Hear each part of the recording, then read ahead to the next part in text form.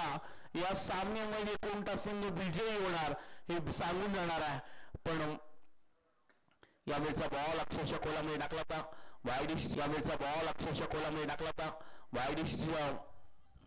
D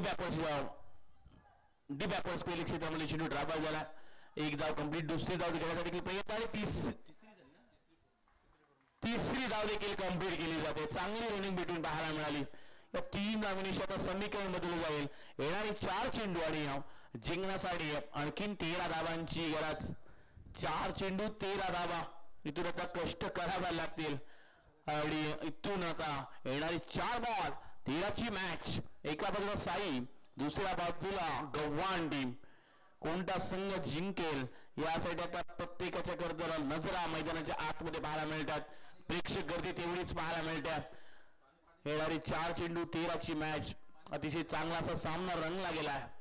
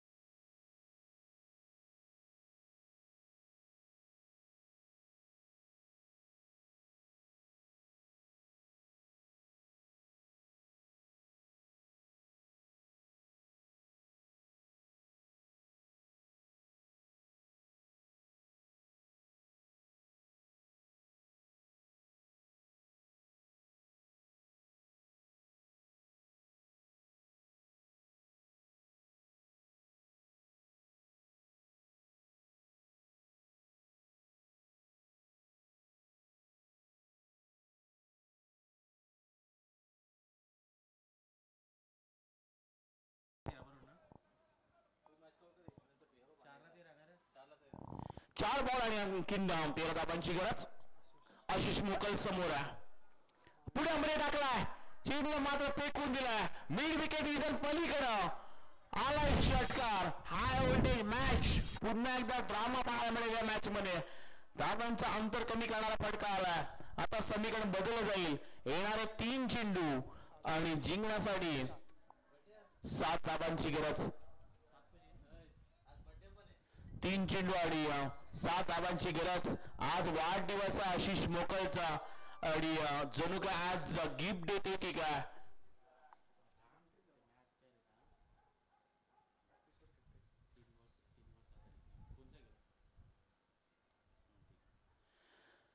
तीन चेंडू आणि 7 धावांची गरज.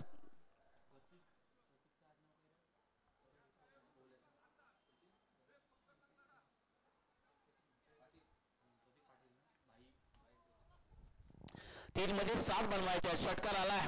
कमालीची बॅटिंग केला आशिष मोकलना. यावेळचा बॉल अगदी बॅटची काढा पाठीमागच्या दिशेनं. लॉंग स्टॉप रिझर्व क्षेत्राच्या आहे पहिला थ्रो चांगला झाला. 1 रन्स कंप्लीट. दुसरी धाव घेण्याचा प्रयत्न केला जातोय पण अशी रन नाहीये त्यामुळे स्ट्राईक रोटेट नसणार आहे. अवघी 1च धाव. आता समीकरण येणारे 2 बॉल आणि आणखीन 6 धावांची गरज. काय कमालीचा सामना रंगला. कंपल्सरी चेसिंग या स्पर्धेचा नियम. येणारी 2 बॉल 6 धावांची गरज. High voltage match. जे करतात प्रेक्षक मॅचला एन्जॉय करतात, जे मॅच सध्या घरून पाहतात त्यांची देखील हृदयाचे टोके चुकवणारा सामना पाहायला मिळतोय. येणारे 2 चेंडू जिंकण्यासाठी 6 धावांची गरज.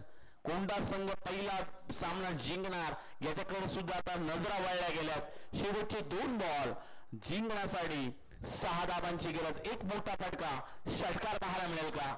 शेवटचे 2 बॉल 7ची गरज. आक्रमण जरूर केला समोरच्या दिशेनं. 1 रन्स कंप्लीट. दुसरी धाव घेण्याचा प्रयत्न करेल का पण एका धावावर थांबवलाय. त्यामुळे अजून या मॅच मध्ये कोणता संघ जिंकेल. शेवटचा 1 बॉल आणि आता मात्र जिंकण्यासाठी कंपल्सरी 5 धावांची गरज.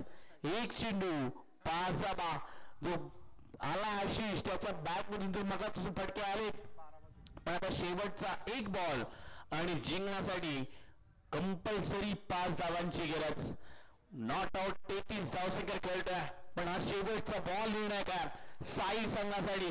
शेवटचा 1 बॉल आणि 5 धावांची गरज. बर्थडे बॉय आज साई या गावाला, साई या संघाला आज गिफ्ट देणार का षटकार मारून ही मॅच जिंकून येणार का की गोलंदाज डॉट बॉल टाकेल मंथन शेवटचा एक बॉल फुल टॉस बॉल त्याच्यावर आक्रमण पाहायला मिळालंय गोलंदाजावर डोक्यावर हात ठेवला पडा जर मॅच आवडली असेल षटकार आवडला असेल तर थोडा टाळ्या जाऊ द्या साई गावचा चमचमचा सितारा आशिष मोकल सिद्ध झाला आणि त्यानं आज मात्र पहिला सामना जिंकून दिला टीम साईसाठी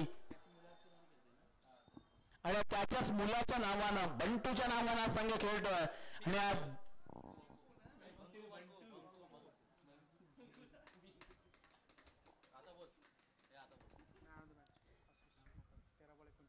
काय कमालीचे हा खरं क्षण पाहायला मिळाला 5 षटकार टोकलेत एकदा जोरदार टाळ्या होऊन जाऊ द्या आशिष साडी काय कमालीची त्याने इनिंग जिंकून दिली हा सामना शेवटच्या एका बॉलवर 5 पाहिजे असताना षटकार लगावला नॉट आउट 39 धावा आणि त्यानं जरी आपल्या मुलाला हा वाढदिवसाचा गिफ्ट दिलाय चला त्याला आपण मॅन ऑफ द मॅचचा किती देऊया कमालीचा खेळ पाहायला मिळाला आणि मॅन ऑफ द मॅचचा किती आपल्यासाठी आपण सन्माननीय अतिथींना